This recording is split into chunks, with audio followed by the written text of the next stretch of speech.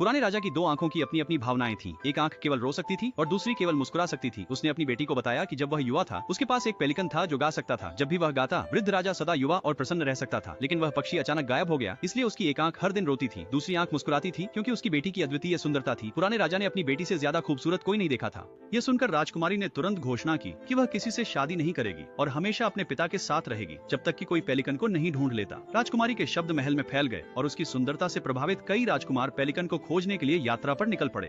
उसी समय महल में एक गरीब सेवक ने भी यह खबर सुनी। वह बूढ़े राजा को इतना दुखी नहीं देख सकता था, इसलिए उसने अपना सारा खाना पैक किया और पेलिकन की तलाश में निकल पड़ा। चलते चलते उसने अचानक सड़क के किनारे एक बूढ़े भिखारी को देखा। भिखारी ने खाने के लिए मांगा और नौकर ने उदारता पूर्वक उसे 2 रोटियां दी। आश्चर्यजनक रूप से भिखारी को पता था कि पेलिकन कहाँ है। राजकुमार भिखारी के पास से गुजर गए, लेकिन किसी ने भी उसे खाना देने के लिए नहीं रोका। इसलिए भिखारी ने केवल दयालु सेवक को ही जानकारी दी। पेलिकन समुद्र के दूसरी तरफ उड़ गया था और पैदल चलना बेकार था। भिखारी के निर्देशों का पालन करते हुए सेवक ने एक जो जंगल में रहती थी उसने चुड़ैल को बताया कि वह गाने वाले पेलिकन की तलाश कर रहा है। उम्मीद करता है कि वह मदद कर सके और पेलिकन का गाना उसे फिर से युवा बना सकता है। चुड़ैल उसकी बातों से प्रभावित हुई और तुरंत उसे एक सुनहरा घोड़ा उधार दिया, ये कहते हुए कि यह पेलिकन को खोजने में उसकी मदद करेगा। सुनहरा घोड़ा वास्तव में विशेष था। नौकर को ले जाता और प्रकाश की किरण बनकर कुछ ही समय में समुद्र के दूसरी ओर पहुंच जाता। वहां पहुंचकर सुनहरा घोड़ा नौकर से पूछने के लिए कहता, पेलिकन के ठिकाने के बारे में पूछताछ करने और उसे एक सीढ़ी दी।